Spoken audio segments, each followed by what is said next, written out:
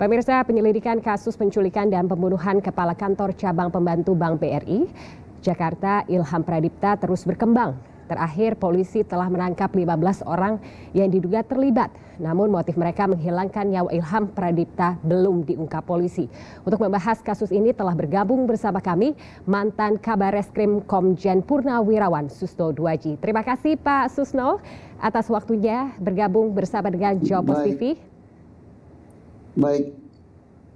Langsung saja Pak Susno, bagaimana Pak Susno melihat pola tindak kejahatan dalam kasus penculikan dan pembunuhan ini? Apakah murni kriminal atau ada indikasi motif lain di baliknya?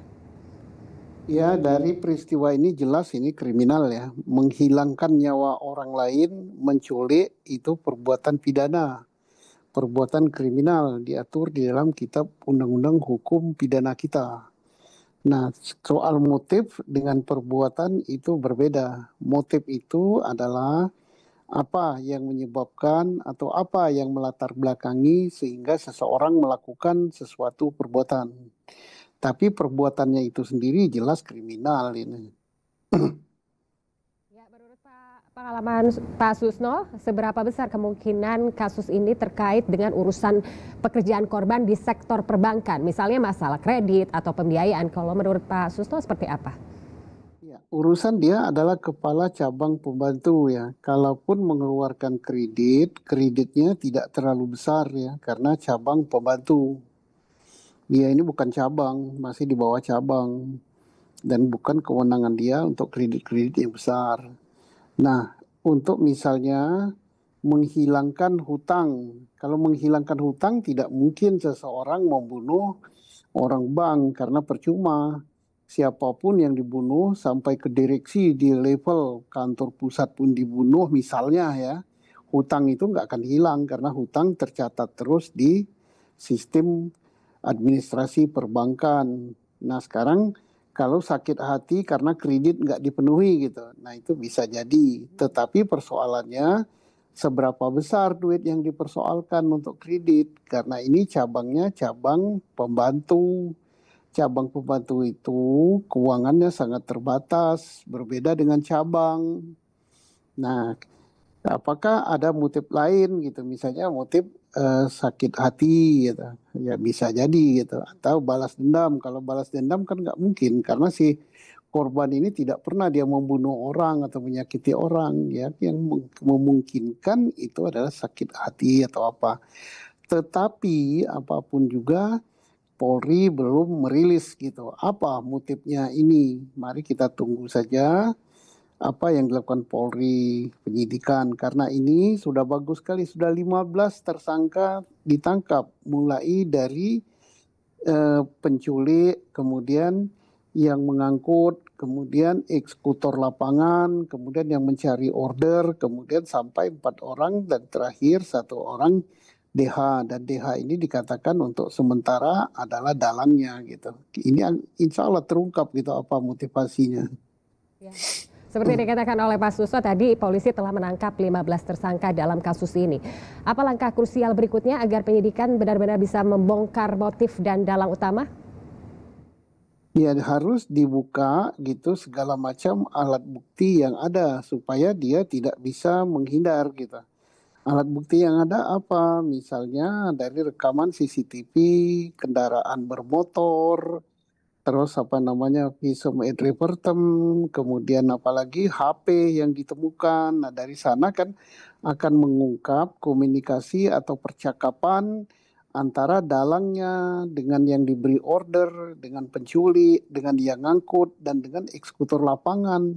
Kan ada 20 HP yang disita gitu kalau tidak salah. Nah dari 20 HP itu akan terungkap rekaman pembicaraan, rekaman WhatsApp, rekaman apa namanya video, ataupun mungkin rekaman-rekaman lain yang terkait dengan opsi daripada HP tersebut. Nah ini insya Allah ini akan terungkap gitu latar belakangnya apa, dan saksi-saksi diperiksa dengan baik. Ini suatu yang bagus sekali pengungkapan oleh Polres Metro Jakarta Timur karena lengkap tertangkapnya. Lengkapnya apa?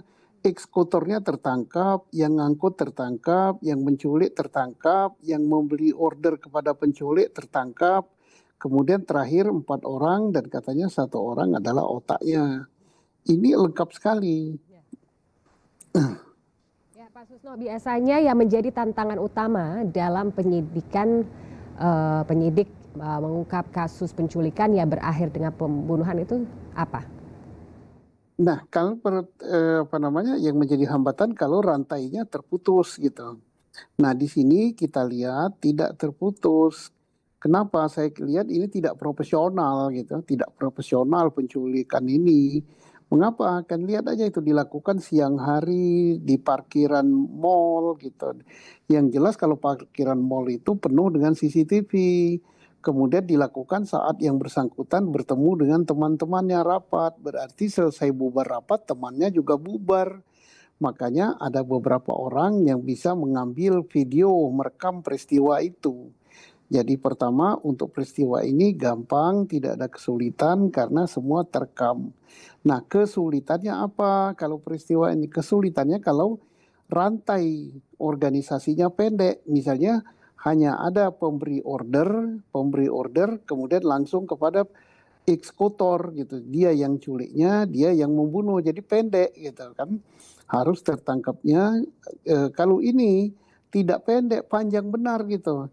Yang dalangnya, kemudian setelah dalang ada pembantunya lagi, ada yang carikan penculiknya, ada penculiknya, ada yang ngangkut, ada yang mengeksekusi sehingga sampai 15 orang. Nah, untuk peristiwa ini tidak sulit mengungkapnya, tapi untuk peristiwa yang saya katakan tadi, pembunuhan berencana yang rantainya pendek, langsung antara yang memerintahkan dengan yang mengerjakan itu langsung berhadapan, kamu kerjakan ke saya bayar gitu. Nanti berarti tidak ketangkap satu atau terungkap satu belum tentu terungkap yang kedua gitu. Ada kalau ini kan panjang sekali. Organisasinya panjang, klaster-klasternya panjang, kemudian walaupun mereka mungkin tidak saling kenal gitu. Kemudian dilakukannya juga ceroboh gitu. Ceroboh jadi gampang untuk peristiwa ini. Tapi kalau yang profesional, rantainya pendek antara yang memerintahkan dengan yang mengerjakan, kemudian tentunya mereka mencari tempat yang aman untuk culiknya. Tempat yang aman tuh yang tidak ada CCTV, sedikit mungkin bila perlu tidak ada saksi yang melihat gitu.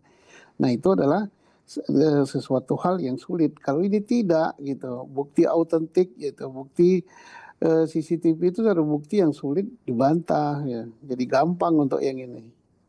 Ya. Kalau begitu Pak Susno, bagaimana seharusnya aparat memastikan agar tidak hanya pelaku lapangan yang ditangkap, tetapi juga otak di balik kasus ini? Kalau memang mudah, berarti semudah itukah untuk mengungkap otak di balik kasus ini, Pak Susno? Saya yakin polisi sudah tahu siapa otaknya. Apakah satu di antara 4 yang ditangkap terakhir, apakah betul DH pelakunya?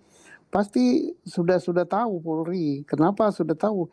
Ya orangnya ketangkap Pak, sampai 15 berjenjang, tinggal yang paling belakang ditangkap karena si kelompoknya DH bersama 4 orang bersama temannya 4 ya kalau nggak salah ya. Ya tinggal dicari aja, diperiksa saja DH kamu atau inisiatif kamu sendiri atau ada perintah orang lain apa tidak gitu ya.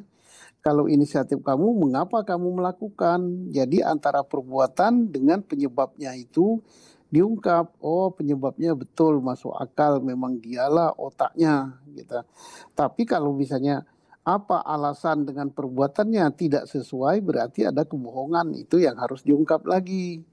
Nah, ini kita belum ada press release daripada Polri sehingga kita tidak tahu apakah betul DH ini sebagai pelakunya atau DH bersama temannya ini juga sebagai salah satu klaster yang diperintah oleh atasannya lagi gitu. Kita tidak tahu, belum ada informasi tentang hal ini. Tapi saya yakin bahwa akan terungkap ya dalangnya, terungkap, bisa DH sendiri, bisa ada orang lain di atas DH gitu. Ya Pak Susno, berdasarkan keterangan pihak pengacara tersangka diduga ada tekanan dan keterlibatan prajurit TNI dalam kasus tersebut. Bagaimana tanggapan Pak Susno melihat hal ini? Nah, kita belum bisa banyak berandai-andai ya, karena pengacaranya kan baru hanya mengungkapkan begitu saja. Kita tidak tahu itu dari angkatan apa, siapa, dan sebagainya.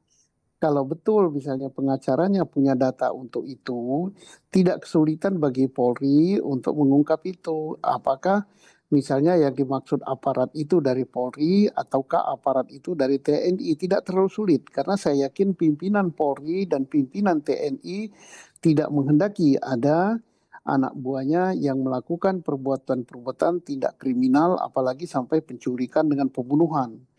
Jadi akan sangat gampang antara pihak Polri dengan pihak TNI untuk berkoordinasi. Tapi kita tidak bisa terlalu panjang bercerita tentang hal ini karena belum ada bukti untuk itu.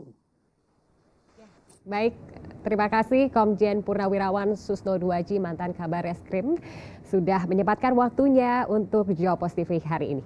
Terima kasih Bapak. Baik, terima kasih Mbak Nabila. Selamat sore. Selamat sore.